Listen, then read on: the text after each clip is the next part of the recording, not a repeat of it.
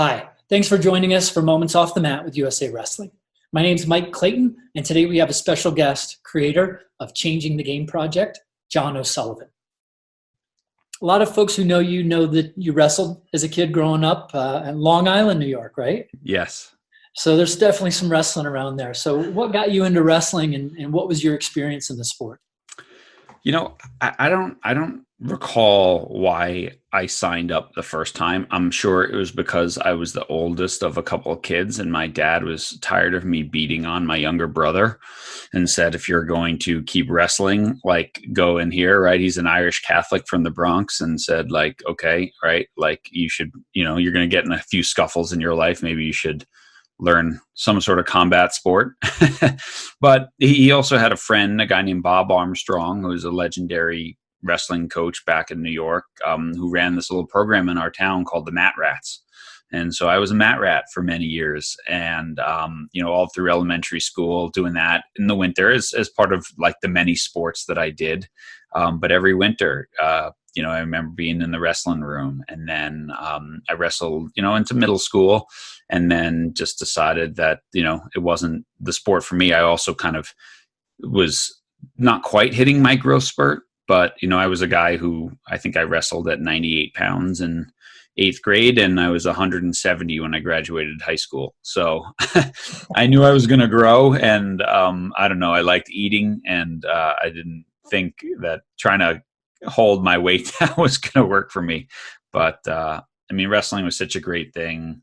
From having a coach when I was really young who pushed me and made it hard and made me believe in myself, to I don't know, to just the Dan Gable quote runs, once you've wrestled, everything else is easy. And I think anyone who's wrestled resonates with that. And I certainly do too. And so it played, even though I wasn't a high school wrestler or a college wrestler, those many years that I spent growing up doing it definitely made me who I am.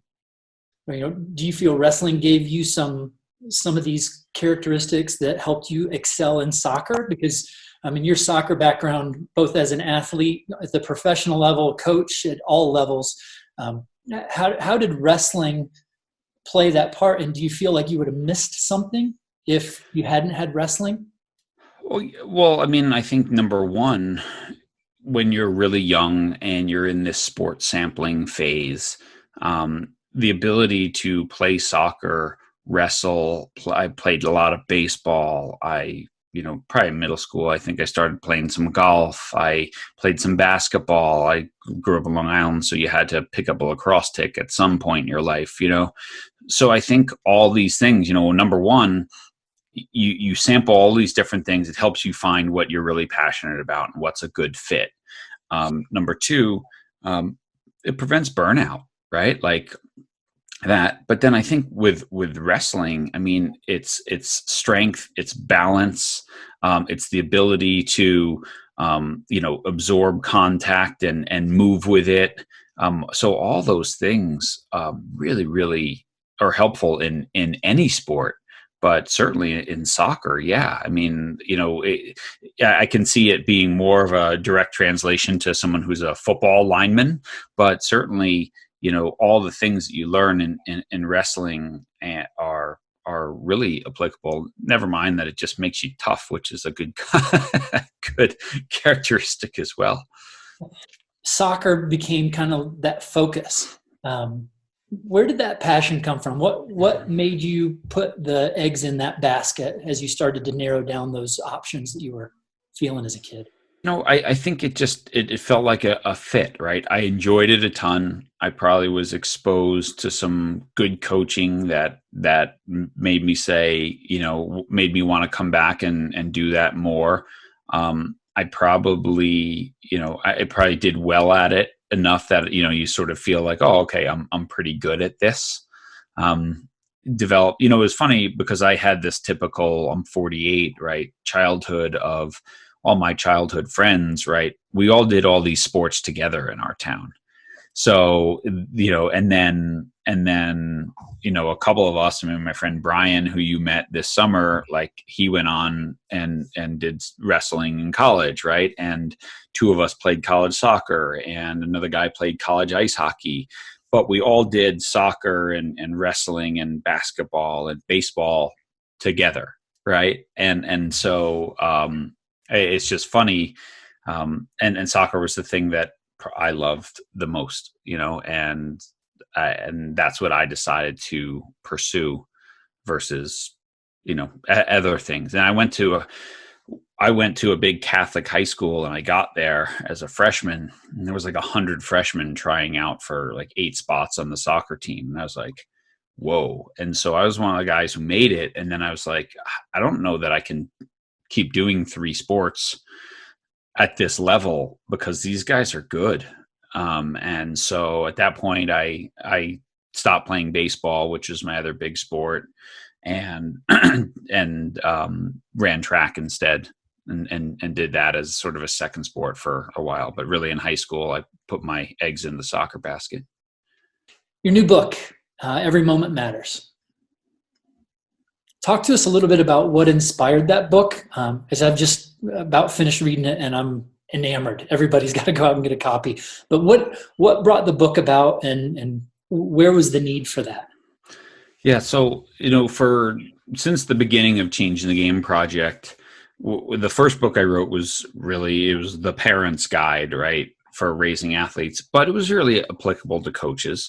So I did that. But I've always been doing coaching education. And obviously at this point, I've been a coach for, almost 3 decades myself. And so what I learned quickly is like, there was no point in going to a sports club or a school and only talking to parents because, their first question would be like, this is great. Are you talking to the coaches? And vice versa. And so I'm like, well, I've been coaching for a long time. I've sat in that seat. I've been the director of coaching. I've run organizations. I've coached at every level from grassroots to youth to high school to Division I college. I'm like, so I've sat in your seat. I can, I'm not some theorist who's never coached a team in his life telling you how to coach. Like I've been there. I've done that. I've had every midnight phone call and angry email that you've gotten. So I wanted to write this book for coaches as well. And it's been on the back burner for a while. And then about 3 years ago, instead of writing the book, I started the Way of Champions podcast. And week after week, we're interviewing some of the best coaches across every sport around the globe. We're interviewing sports scientists and psychologists and and athletes and all these people. And so pretty soon I'm like, this is the basis of the book. Right, I've got all these incredible interviews. That's what we're going to turn the book into. And I was just accumulating all this knowledge. And it's like, it's hard to share, hey, here's 150 podcasts to listen to. I'm like, I need to synthesize it. And so last year, probably about a year ago now, I reached out to my editor for my first book, who was amazing. And I said, Amanda, I want to write this book and I'm going to hire you to be my editor. And you have to put me on a schedule, because if you don't put me on a schedule, I'm never going to get anything done. And so she's like, I'll do that. And so we came up with a writing schedule. And basically from probably May to August, I wrote almost every day from 4 a.m. to 8 a.m., just 3-4 hours a day, pulling this together. And then, published it, and then went through the editorial stuff in the fall and published it in December. So, but this is the culmination of a lot of years of meeting some amazing coaches, learning from them, doing the research, reading their books, and I try to pull it. And then really the idea that kept coming up amongst all these coaches were, you have to be intentional. You have to be, today could be the day. Your influence is never neutral. Terry Steiner had said to me, right, like, every day has to be a gold medal day for you as a coach, because this might be the day that kids might listen, right? And I was telling this to my brother, and because I couldn't find a title, and I was like telling him, and he goes, oh, what you're saying is every moment matters. And I was like, that's the title right there. Yeah. So my brother gets kudos for that. And probably some of the royalties. No. You mentioned starting the book off, you were working with Terry Steiner. You start the book off with one of his quotes about is wrestling about being an artist, or being. Yeah. What kind of tripped about that? Well, so I was with you guys this summer in Colorado Springs at your clinic. What's the name of the clinic again? The Silver Coaches Clinic. Yep. Yeah. And Terry did an on the mat demonstration for all the coaches in attendance. And first of all, he's an amazing teacher. I mean, like, he is a master coach. And so I'm watching this not from the point of being a wrestling coach, but I'm watching a master clinician teach his sport. And you can tell his love and his passion and his attention to detail. And it was just so impressive. So I do that. And then and then afterwards, he calls all the coaches in. He just talks philosophically, right? Why does this matter? And obviously, he's a women's wrestling coach. And so he's talking to mostly men's wrestling coaches about the importance of letting girls onto their teams and onto their mats, because that's how we're going to grow the sport. And then he shared this story that he had learned I think it was from a coach in Bulgaria. And so when I had him on the podcast later, I had him share it. And basically, the idea is, what's the difference between an artist and a coach? And everyone's like, I don't know. And he says, at the end of the day, the artist can throw out his work and start again, and the coach cannot. And that stuck with me. And it became the opening quote of the book, because that's the whole thing, right? Every moment matters, because you don't get to throw it out if you have a bad day. You can tidy up, you can reach out, you can do these things, but man, you don't get to start over. You don't get to wipe the slate clean like an artist does. And I thought that was pretty cool. Your book, you mentioned the why, right? That was the first part of the 4 parts of your book. And then the how do I coach? Could you just give a little bit of a background about the importance of that how do I coach piece? Yeah, so I based the book sort of 4 parts around these 4 questions that Joe Ehrman asks in his book Inside Out Coaching, which is also, I think it's mandatory reading for anyone who's coaching.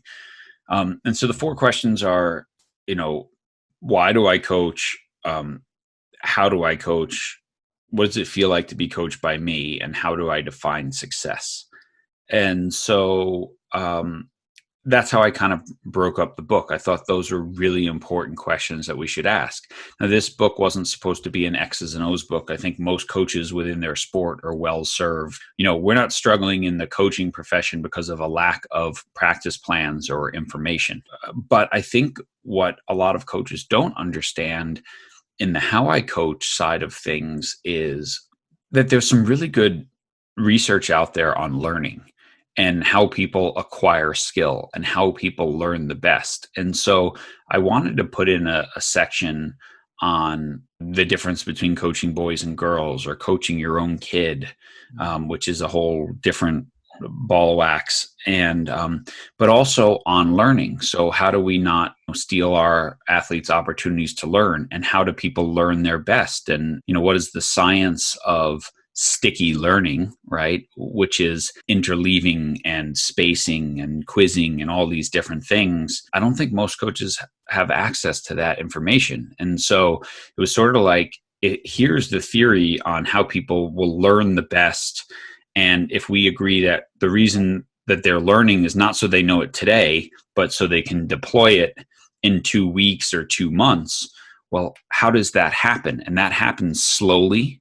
And it happens by mixing and matching your practices and then making people recall them. What is a good practice isn't, hey, we're going to work on this one move for a week straight and then never come back to it.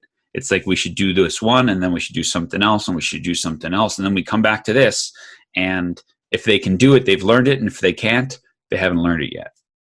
And then intentionally, we can continue that training process. I love that word intentional, and you use that theme a lot in the book. Your book makes it really easy for any coach to just be like, oh, wow, like I can add that. Most of these tips aren't they're not rocket science, but maybe if we haven't heard it, we just didn't know that we needed to include it. So yeah, and things like spacing, right? And spacing is, how far apart are those lessons on a specific topic? Well, that also depends on the level, the ages and stages of the kid that you're teaching, right? So a new learner, it's not going to be spaced out as much as someone who's a high school or a collegiate wrestler. They know this stuff. They've seen this stuff. We can space it out more. And ideal spacing is just at the point they're about to forget it, we force them to recall it. And in that recall and that difficult, like, wait, I know this, what's the counter in this situation? That makes it sticky. Then it becomes theirs. But if we just do it now and ask in an hour, oh, okay, what was that move? Oh, good, you all said it. You know this? No, that's not spacing. A lot of times we will record videos for our silver level coaches and then kind of critique those videos for them. And a lot of times you'll see that where they'll say, everybody got it? And, all the kids like, yeah, we've got it. And he's like, okay, go do it. And they walk out and 75% of the kids have no idea what they're doing. But yeah. Somebody told me once, when you see kids nodding, that just means they're acknowledging that you're talking. It doesn't mean that it's processed. They just, oh, okay, you're in front of me, you're talking, I acknowledge you. And you talk a lot about questioning in the book. Why does that change the brain pattern for our athletes? Well, I think a couple things. Number one, questioning in terms of they have to really think about the answer. I do the same thing. I get in front of my team and I throw out something and they spit back. What are the answers that coach most likes to hear? I'll just spit that out because I know that he always nods his head, right? And there's no thought behind that. So I think things like, getting your kids up and saying, okay, Mike, today you teach the single leg takedown, whatever that is, right? And it's like, boom, now that kid really has to like, okay, what are the steps or how do I do this? And I have to teach it. And the problem is if you say, okay, who wants to teach it? You'll get the same 3 kids who volunteer every time. As a coach, it's like, okay, I could call on anybody to teach this right now, right? Or, hey, I'm going to bring you 4 guys down with the younger guys and I'm going to have you teach them. Right. And all of a sudden, by teaching it as well, it makes it stickier. So I think when you're asking questions that really require thought for an answer, when you are making people sort of step up and teach, when you ask questions that require them to not just spit back some phrase they've heard from you 100 times, it engages them. It makes them more present. And then do this in a way that it's not a 6-minute lecture. It's got to be get in, get out, right? I remember Nick Winkelman from Exos. He said, coach like a caveman, right? Grunt a few things, get back at it, right? Because as soon as you make your second point, you've lost them. You see that too in a lot of the videos. Sometimes they'll put 14 different key points out to kids and they're like, okay, now go drill it. Yeah, I write in the book this little section of sort of less but better. And this is a concept that resonates with me, right? What are the 2 or 3 things that lead to 80% of the success in this technique, in our tactical approach to this match, whatever? Focus on them.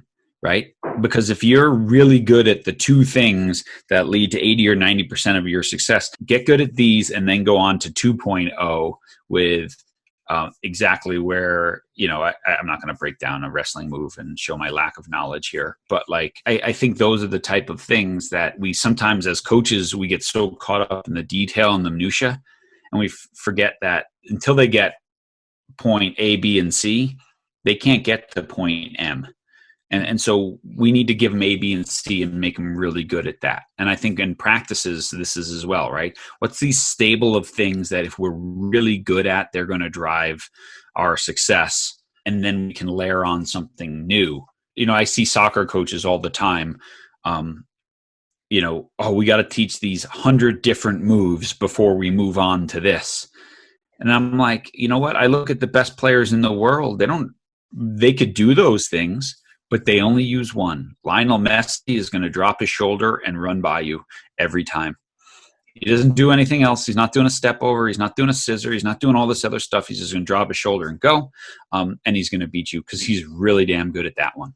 And so kids are going to do what comes naturally to them. Well, let's help them be really good at those things and then layer on a few others. And you look at wrestlers, you could say the same. John Smith's a low single, Jordan Burroughs is a double. You just know what the greats hit, and they can do it. And if some coach said to John Smith, "Stop that. I know you can do that. We're going to work on all these other things." What have we done? We've taken who makes him a wrestler and trying to change him, instead of saying, what are you most comfortable with? Or really, wrestling is like soccer in that really what you're asking is, how are you going to solve this problem? How are you going to get this guy down? How are you going to get this guy on his back? How are you going to whatever, right? How do you want to solve that problem? Okay, let's get really good at one solution. And if you're that good that your solution is better than anyone else's counter to the solution, you're going to be pretty darn good. And then, okay, now when you get someone who can solve your solution, now what can you layer on after that? And I think soccer is the same way. Lots of sports are the same way. I'm going to beat you with this until you show me that you can stop it, and then I'm going to dip deeper into the well. And that makes us better, right? That better. That's awesome. Yeah.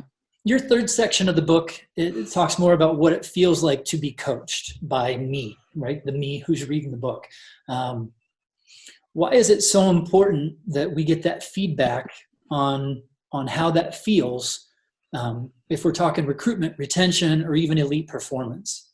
This is the question when I put that up on a board in a coaching clinic, and that's the question everyone always writes down, because I think so many coaches never have considered, what does it feel like to be coached by me?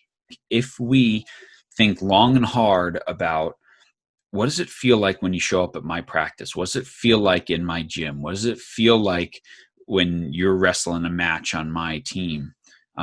The better it feels, safety, encouragement, positivity, no fear of making mistakes, all these sort of things, the better I'm going to wrestle.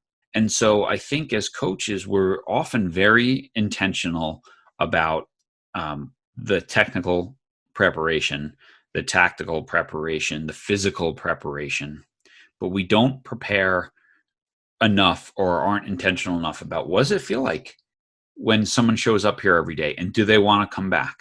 Because let's face it, wrestling is hard, and this has nothing to do with not being demanding or not making it physically and mentally and emotionally challenging. It can be all those things, and it can still feel great, because at the end of the day, I catch that kid being good and I say, Mike, I saw that. That was fantastic. And that could fuel you for the next month of coming back. But if a kid feels like coach never sees me doing anything well, all he does is point out my mistakes. He doesn't see the good that I do. She doesn't ever compliment me, or whatever it is. He's never coaching me. Only the assistants coach me. Head coach never pays attention. All these things, all of a sudden it doesn't feel so good to come there. So my message to the coaches is like, please be demanding in an environment of love and respect. Tell kids the truth, but love them and invest in them and catch them being good. That's what great coaching is. And if it feels like that, people are going to come back to your gym. How do these principles, and I know we want to get to the fourth section too, but how do these principles in today's climate, if I'm a coach in today's climate and maybe I can't have my practices for the next few weeks or few months, and how do these principles and these values still apply in an environment where maybe we're not as active in our coaching roles? Well, I think it's even more important right now. If you think about how many kids on your team that maybe wrestling is the best thing in their life, and all of a sudden it's gone. It's their escape from a bad home situation. And now they're stuck there 24/7. One thing that you can't do now is stop coaching. But what I'm doing with my own team is I'm doing virtual practices, right? I have 12-year-old boys who I coach now. So I set up a 5:00 practice, and I tell them, hey, you can show up to the Zoom meeting early. It'll start, right? And so a bunch of them do, and they just have fun. And it's funny because I'll turn off my video and my sound, and I'll just watch 12-year-old boys interacting with each other for like doing like the stupid things, changing their backgrounds, doing all this funny stuff. And then I'll come on and I'll like just teach a little lesson. We have like an inter-team competition of cumulative amount of hours, a fitness standard, a trick shot competition, just to get them playing and doing stuff, hours of soccer watched.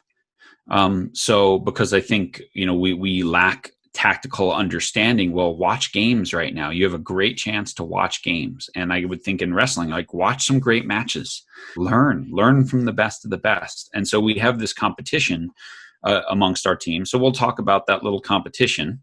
I'll get them to share anything that they're doing or any stories that they have or anything funny. And then I'll just turn the Zoom room back over to them and I'll leave. And like 40 minutes later, I'll like yell up to my son, like, all right, TJ, end the meeting. We got dinner. And it was like the first week I did it, people were like, well, what is this? And then like right after I get these emails from parents like, wow, my son had so much fun. When's the next one? Wow. So I cannot encourage your coaches enough. Just get every week or every 2 weeks, right, during your practice time, a little virtual team meeting, teach them something, read them a story, teach them a lesson, but then let them see each other's face because they miss their teammates so much right now. Why is defining the success, the ingredient for success, why is that so important for us? Well, I think, sort of section 4 ties back in the book to section 1, which is having a higher purpose than winning. All right, what do you play for, right? And maybe you're coach at a religious school or religious college and you're playing for the glory of God, right? And maybe your higher purpose is that you work in sport for social impact. And yeah, none of these kids are going to be great athletes, but maybe this is what gives them some character development and, gets them out. I mean, I worked for a nonprofit in Cambodia. We were working with, children with disabilities in Cambodia. Now in Cambodia, if your child is born disabled, oftentimes like they'll throw the baby in the river, right? And so these are kids that have nothing in a very poor country. And, we worked at like a school with deaf children, same thing. And they're children and their eyes light up. And maybe that's your higher purpose, right? For me, I work with kids that maybe are on a performance track and a small number of them will go on and, probably a lot of them will play in high school and a smaller number will play in college. And, every couple of years, I mean, I've had players play professionally that I've coached and that's awesome. But for me, I know I want them to leave the game as a youth player in love with the game, so that they'll play in an adult league, so that they will go one day and when some park and rec district says we need U6 soccer coaches, they'll be like, I'll coach, right? I want them to volunteer and say, I had a coach who, and the most important thing he did for me was make this fun. So I look at that as that's how I define success. We look at the highest level of sport and we can look at a Bill Belichick and his coaching tree. We can look at a Dan Gable and his coaching tree. We can look at a Cindy Timschel in lacrosse. She's a coach we've worked with, right? She's the coach at the Naval Academy now and for women's lacrosse. And 2 years ago, she had the Naval Academy in the Final Four for women's lacrosse. And every coach of every other Final Four team was a former player of hers. And 12% of all the Division I head coaches in women's lacrosse either played for or coached for Cindy. And it's like, that's a coaching tree. That is a legacy of growing your sport. And so for me, that's defining success. Yeah, here's a medal, here's a trophy, here's whatever.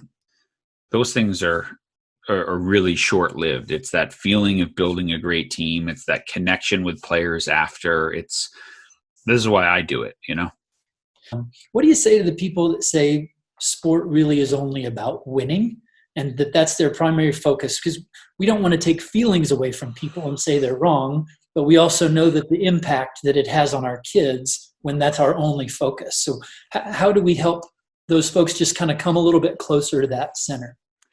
So the word competition, right, or the word competitive, it's actually rooted in a Latin word, compitare, and that means to seek together. So the true purpose of competition is to strive with another to bring out the best in yourself. And certainly in wrestling, when you are wrestling someone who's better than you can lose and still wrestle your best match ever and feel great about yourself. Right? That guy pinned me last time in the first round and I took him the distance this time. Or he only beat me by 2 points the next time. Right? And you can feel amazing about yourself even though you lost. And so I think when you look at the best coaches across sports, they rarely talk about winning. They talk about the process. They talk about becoming the best version of yourself. They talk about being as good as you could possibly be. And if you do those things day after day, week after week, year after year, you're probably going to win a lot more than you lose. So it's not that winning doesn't matter, because of course it matters, but it's not the be all and end all. Now, I don't know, there's very few coaches in the wrestling world who are going to get hired and fired based on how often they win. And certainly in NFL, in football, yeah, you know what, the job of an NFL coach, if you don't win, you're out. That's sport for entertainment. But all of us who are in sport for development, who are working with children, who are working with high school age athletes, if we're investing in people and we're teaching them about the process and we're getting better every day and looking for those 1%, we'll eventually win a lot, but we'll teach people so much more. John Madden, remember John Madden, the NFL coach? He had this great quote. He said, "Winning is the best deodorant." And it was like, when you win, it tends to mask everything that's not good. And so I think sometimes as a youth coach, you feel totally different when you play great and you lose than you do when you don't play well and you win. Like sometimes you feel like, oh, well, at least we won, right? And you tend to ignore the things that weren't good. But when you lose, you do that self-examination. You dig in. You really hone in on what is practice this week, because man, we didn't know the counter to that. We didn't know how to defend that. We were terrible when we were in bottom position, whatever it is. Like, we're like, if you think about that, sometimes when we win, it takes the focus off that, because it's like, oh, we won, we got away with it. Losing is part of the process. Like, I think the worst thing that a youth baseball team or a youth anything could do is win all their matches. Like, that's the worst thing. Losing is so important. I mean, I remember I listened to an interview with Kobe Bryant, and one of the things he talked about was one of the most impactful things that happened to him was, like, when he was 12 or 13 on his AAU team, he didn't score a single point the whole season or something like that. And he was just really struggling. And, some games his coach never put him in. Like, and he said, that was a defining moment for me. Like, if I want to do this, I better get good. And so, Kobe didn't win every game his whole life. Michael Jordan didn't win it, right? Michael Jordan got cut from his high school team. It's through that adversity that's good. So, yes, we want to coach. We want to be outcome aware. The quote I use in there, outcome aware, purpose and process driven. That's what I think great coaches are. We're facing a challenging environment as a nation. Our members are feeling this pressure. The folks that are watching this video, how do you tie the current challenges that we face with that ability to be purposeful and intentional to move forward, and maybe to kind of help close the conversation? I think that given what challenges we're facing as a nation, the challenges that we're facing as parents, there's no script, right? There's no, our kids, we don't know what the outcome is going to be for our children in this moment. No kids in U.S. history have been pulled away from their social circle and their friends, and have zero physical interaction for as long as this is going to be. So in our role as a coach, to use our influence in a positive way, to bring them together, to teach them a weekly lesson, to share our vulnerabilities and our own struggles in this time. We may never have more influence than we do these next couple months as a coach. And so don't waste that opportunity. Don't waste that time. My wife and I just encourage our own kids to keep a journal of this time. Interview your parents, write what you're feeling, write what's happening, and keep it, because in 30 years, you'll pick that up and you're going to relive this moment, because this is a moment, an indelible moment in human history, and hopefully one that doesn't get repeated. As a coach, we have a place and we have a role in that. Don't waste that. Don't waste that chance, because you can make an impact. You might be the one thing that the kid's looking forward to each week is, I get together with my wrestling team again, right? Even if it's online, demonstrate moves on your dog, whatever it takes. That's right. Be creative. Be creative. John, we know your time is valuable. Your message and your influence are undeniable. And thank you so much for all you do for us. I do want to mention a few things. I'm going to check notes. You've got your 6-week coach mentorship program starting April 7th. They can go to changingthegameproject.com and they can register and get information for that there. Yeah, they can get that there. Probably the best way, since by the time this airs, it'll be quickly, is just email me, John, John, at changingthegameproject.com, and I'll see if there's a spot left and I can get you in. We've got the Way of the Champions podcast, the newest book, Every Moment Matters. Anything else that we can pitch, because everything you touch is gold. So no, I just think changingthegameproject.com is the mothership. So go there. You'll find the podcast. You'll find the blog. You'll find all the online courses and things that we offer. We do like a weekly email called Wednesday Wisdom. And it's just a couple little bullet points. Hey, here's our newest podcast. Here's our newest blog, if we have one. Here's what we've been reading this week. If you just go to the website, you'll get a little pop-up. Hopefully each week we can deliver you something that's slightly interesting. Slightly is good enough for me. That'd be great. And we'll make sure to add some of those links to our new USA Wrestling mobile app as well. Awesome. Thanks, man. Yep. Take care. Thanks a bunch for your time. Mike, this is awesome. Thanks. See ya.